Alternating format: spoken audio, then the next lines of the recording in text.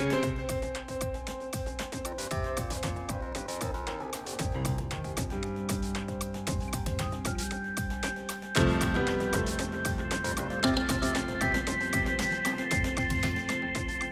do you judge the results?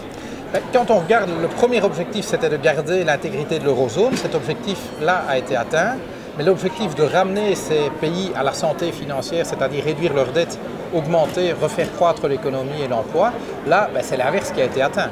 Et donc la question c'est quel objectif a été atteint et qui a payé, c'est surtout ça. C'est que le prix du maintien de la Grèce, du Portugal, de l'Irlande dans la zone euro a été payé par les plus faibles dans la société. Et qui est-ce qu'on a protégé? Essentiellement les créanciers de la Grèce, du Portugal, de l'Irlande, c'est-à-dire toutes ces banques qui avaient prêté soit à des banques de ces pays, soit aux États, elles s'en sont tirées complètement puisqu'elles ont été remboursées. Im Dezember 2013 hat das Europäische Parlament eine Untersuchung der Troika-Politik begonnen. Was sind die wesentlichen Ergebnisse gewesen? Alors, je pense que le résultat principal, c'est d'abord qu'on se mette à se poser des questions sur la Troïka. C'était jusque-là un tabou. La Troïka, c'était par nature bien, et donc le fait qu'on s'intéresse, qu'on fasse enquête sur le travail de la Troïka, montre déjà qu'il y a quand même des soucis. Il y a des soucis en matière sociale, il y a des soucis en matière démocratique et des graves soucis. Premier résultat, donc le fait qu'on ait ouvert la porte est pour moi déjà un résultat. Maintenant, le deuxième résultat, c'est qu'il apparaît dans le rapport qu'on a établi qu'en effet, il y a des graves problèmes de justice sociale, c'est-à-dire les mesures qui ont été prises ne sont pas très équilibrées en termes de justice, autrement dit, ce sont les petits qui payent et les gros qui s'en tirent, mais aussi en termes démocratiques. Et je pense que c'est là que le consensus était le plus large. Clairement, l'action de la Troïka s'est passée en dehors de tout contrôle démocratique sérieux.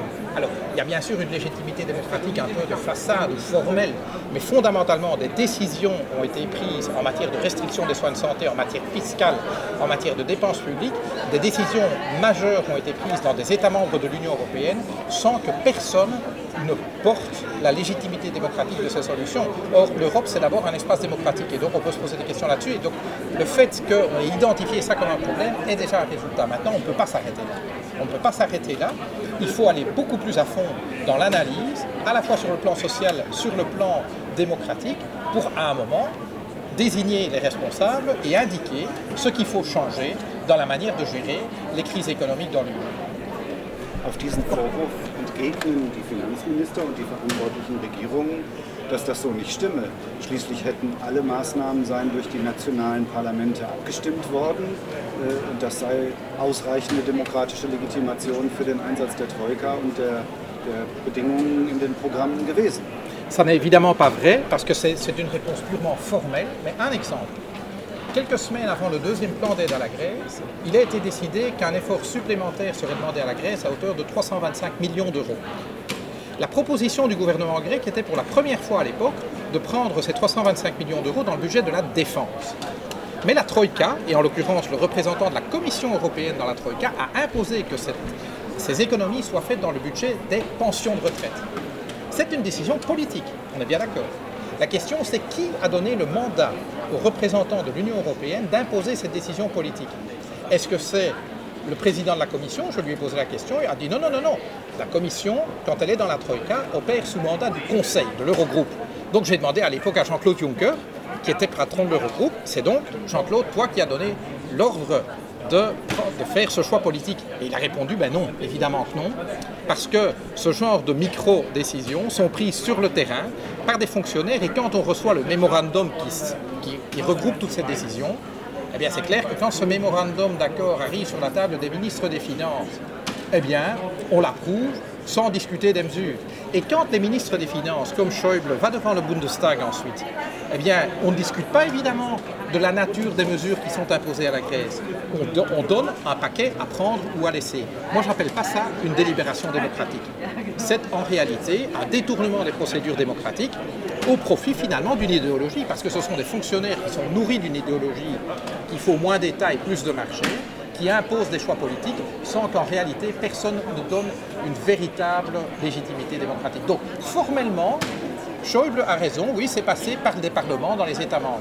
Mais en réalité des choses, ces mesures n'ont jamais été réellement débattues dans une enceinte démocratique.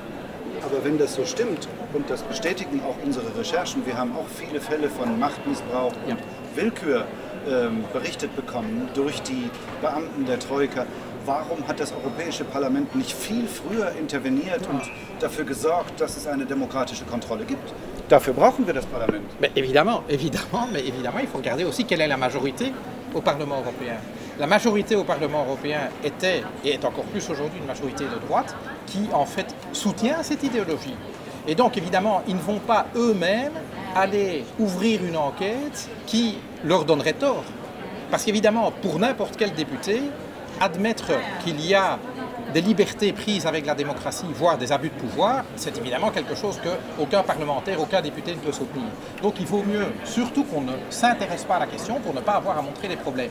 Et c'est là que je trouve qu'on a fait un progrès en ouvrant l'enquête. Et je veux rendre crédit quand même à Othmar Karas, qui est membre du PPE, d'avoir quand même accepté qu'on ouvre ce chapitre-là. Alors ça ne va pas assez loin, ça aurait dû se passer beaucoup plus tôt, mais mieux vaut tard que jamais. Maintenant, la vraie question, c'est est-ce que ce Parlement-ci va décider d'ouvrir une vraie enquête, parce que ce qu'on a fait, c'est en fait un rapport d'analyse, mais ce n'est pas une authentique commission d'enquête sur la Troïka. C'est ça qu'il nous faut aujourd'hui, parce qu'il nous faut des pouvoirs d'investigation qui nous permettent de mettre en lumière les infractions qui ont été commises au traité de l'Union européenne et à la législation européenne et aux constitutions des États membres. Le fait que la maison brûle n'est pas une excuse pour faire tout et n'importe quoi. Ein gravierender Verstoß, der vor allem von Gewerkschaften beklagt wird, ist, dass der Europäische Vertrag den Beamten der Kommission eigentlich keine Zuständigkeit gibt für Lohnfindung und Tarifverträge. Das aber als Mitglieder der Troika-Delegation tun die Beamten genau das und brechen damit eigentlich andauernd den Vertrag. Absolument, absolument. Et je dirais même, au-delà de la Troïka, quand vous regardez le processus de gouvernance économique et les recommandations que la Commission fait chaque année aux États membres, y compris à l'Allemagne, y compris à la Belgique, à la France, il y a des recommandations là-dedans qui portent justement sur la politique des salaires, sur la politique de la sécurité sociale, qui ne sont pas des compétences européennes. Alors, bien sûr, on peut aborder ça d'une manière purement juridique en disant qu'ils ne peuvent pas le faire. D'un autre côté, c'est vrai que si on a une union monétaire, en réalité, il nous faut une union sociale, il nous faut une union fiscale. Mais pour ça, il faut changer les traités. Pour ça, il faut que les compétences qui soient exercées par la Commission européenne le soient dans un cadre démocratique. Sinon, on n'est plus en démocratie. Et ça, pour moi, est le problème le plus grave. Qu'il y ait des choses à faire en termes de convergence fiscale, en termes de convergence sociale, mais alors vers le haut, en Europe, c'est indiscutable. Donc, que les matières sociales et fiscales devraient faire partie des compétences européennes, absolument, mais pas comme ça, pas à la dérobée, pas en abusant finalement des traités et au nom de l'urgence, en captant des pouvoirs et en retirant ces pouvoirs à des assemblées démocratiquement élevées. Insbesondere in Griechenland haben die Troika-Beamten regelmäßig das Instrument der Erpressung benutzt. Wenn die verantwortlichen Minister oder sogar die Parlamentsmehrheit zu bestimmten Maßnahmen nicht bereit war, zum Beispiel die Senkung des Mindestlohns, dann haben die Vertreter der Troika, die Beamten, zu den Ministern gesagt, entweder ihr macht das oder die nächste Tranche wird nicht überwiesen, was für Griechenland bedeutet hätte, das Zahlungssystem bricht zusammen. Werden diese Beamten eigentlich für diese Erpressungsmethode irgendwann mal zur Rechenschaft gezogen oder ist das jetzt normale Politik? Ah, ça ne devrait pas être de la politique normale et je constate que toutes ces choses se sont passées sans qu'on ait rappelé ces fonctionnaires à l'ordre. Ça veut donc dire que ça arrangeait certains qu'ils opèrent comme ça. Je ne peux pas croire que les fonctionnaires qui étaient sur le terrain en Grèce ne recevaient quand même pas d'instructions de quelqu'un. Et je pense qu'en réalité les instructions venaient du comité économique et financier du Conseil, mené par Thomas Wieser. Je pense que c'est là que ça se passait, que les mandats étaient véritablement donnés. Mais je rappelle que ce comité économique et financier est un comité de fonctionnaires.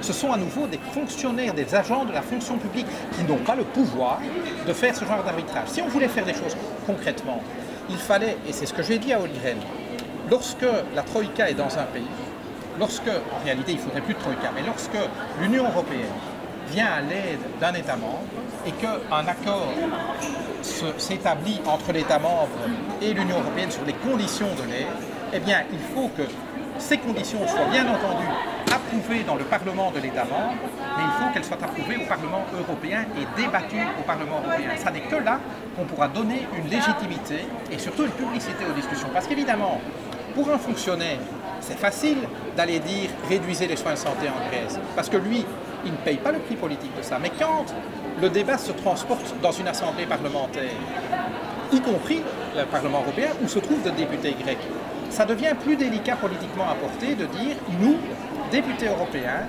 imposant à la Grèce des mesures qui réduisent les soins de santé et qui donc se traduisent très concrètement par plus de maladies, plus de sida, plus de morts. L'austérité, littéralement, tue. Et quand il faut assumer la responsabilité politique de ce genre de décision, on fait attention à deux fois. C'était Paul de Grauw, un économiste libéral, qui a justement dénoncé le fait que les politiques imposées par la Troïka le sont sans que personne n'accepte d'en endosser le prix politique. Et ça, c'est plus la démocratie. Et donc, en effet, c'est ça qu'il faut remettre en question.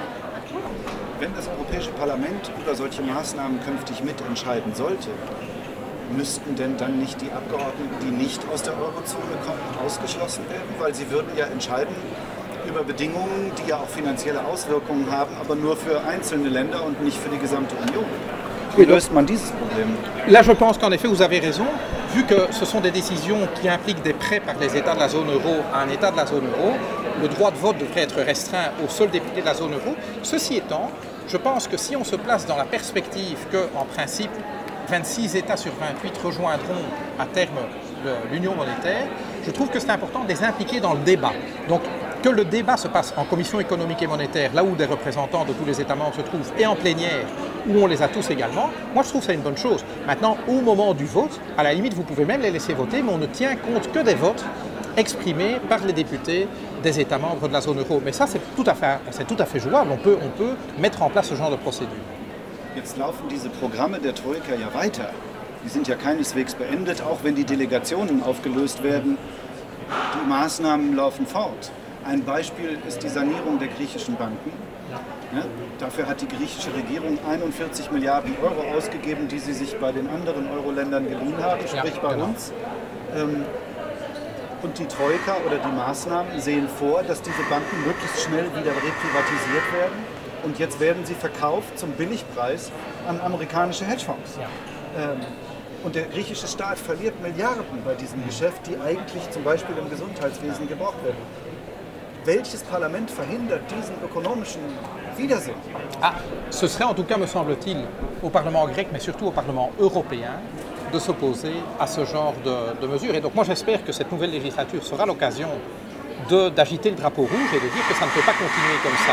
Parce qu'aujourd'hui, en effet, la logique, c'est réellement que ce sont les plus fragiles dans la société qui payent le prix de la crise, dont ils n'ont pas été les principaux responsables, même si on peut dire que le clientélisme grec a profité aussi parfois des petits dans la société. Il a d'abord profité aux plus riches dans la société. Et donc, je pense que ce Parlement-ci doit prendre ses responsabilités. À un moment, il faut qu'on soit capable de rappeler que la politique, que la démocratie, c'est d'abord la défense de l'intérêt général, de l'intérêt de tous, et pas d'intérêt particulier. Et en effet, vous avez raison de le dire, le fait qu'on pousse toujours à la privatisation, rappelez-vous tout ce débat autour de cet effort de 50 milliards de privatisation qu'on demandait à l'État grec, comme par hasard, on demande à l'État grec d'aller vite, vite, vite, et de qui est-ce que ça fait le jeu? Qui profite? Qui profite? Ça n'est pas de la bonne gestion. Et donc c'est là qu'on voit l'idéologie derrière. Fondamentalement, ce qui est à l'œuvre, c'est une idéologie qui dit l'État c'est mal, le marché c'est bien. Il faut réduire la part de l'État dans l'économie. Il faut réduire la part de l'État et le rôle de l'État dans la réglementation. Il faut donner, comme ils disent, plus de liberté. Il faut libérer les forces créatives du marché. C'est toujours cette idéologie-là qui fonctionne.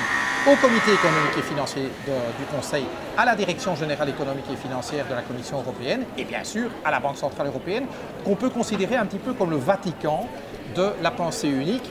Ratzinger était allemand, et bien Draghi aujourd'hui est un petit peu l'équivalent de Ratzinger à l'époque où il était préfet à la congrégation pour la doctrine de la foi. C'est le gardien de l'orthodoxie pro-marché, anti-État.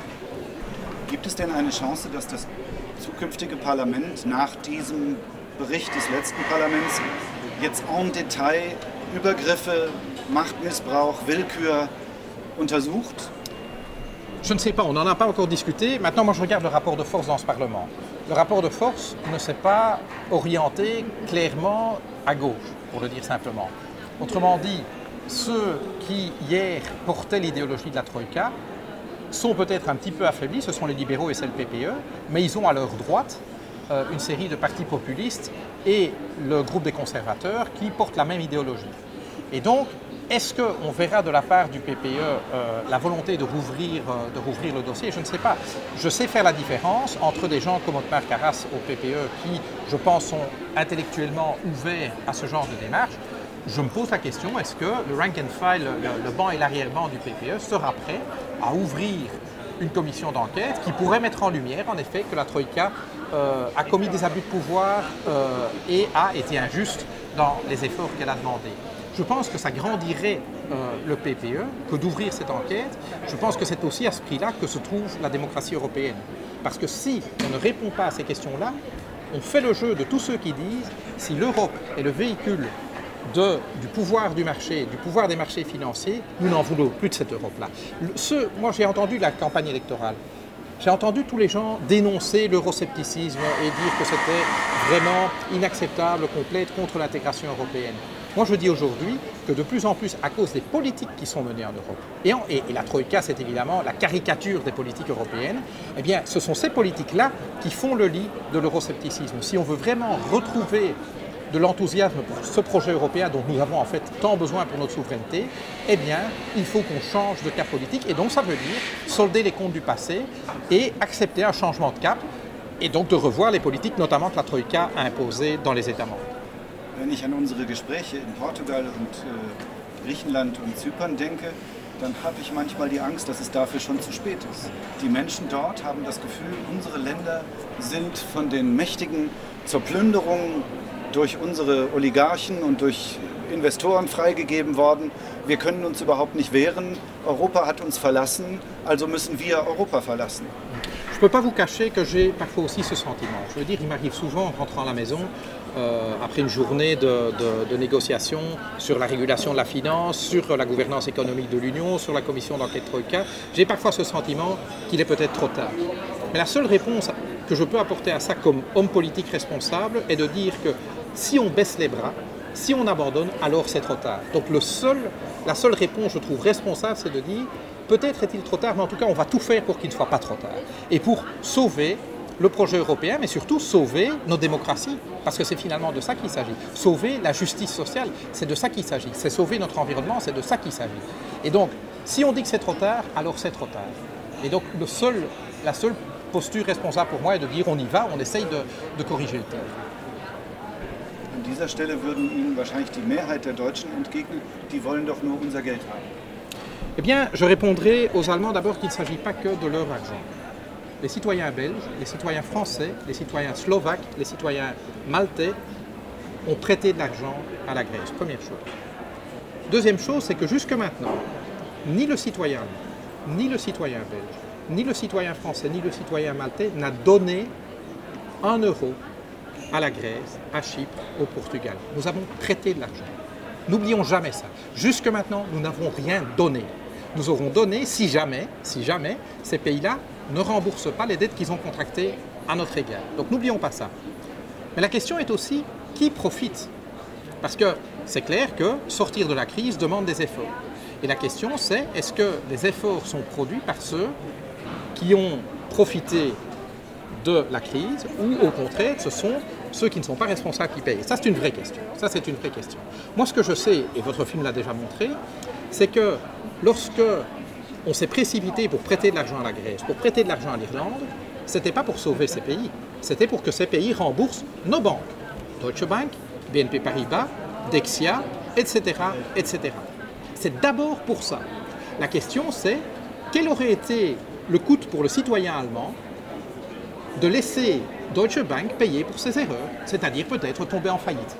Quel aurait été le coût pour le citoyen allemand qui n'oublie jamais que si un jour une partie de l'argent que la Grèce lui doit n'est pas remboursée, cet argent aura d'abord été utilisé pour sauver le système financier, y compris allemand. Et donc l'Allemagne doit se poser la question, comme tout le monde d'ailleurs, mais l'Allemagne doit se poser la question, qui a profité le plus de l'euro? Parce que c'est de ça qu'il s'agit. On a voulu sauver l'euro, on a voulu sauver les banques.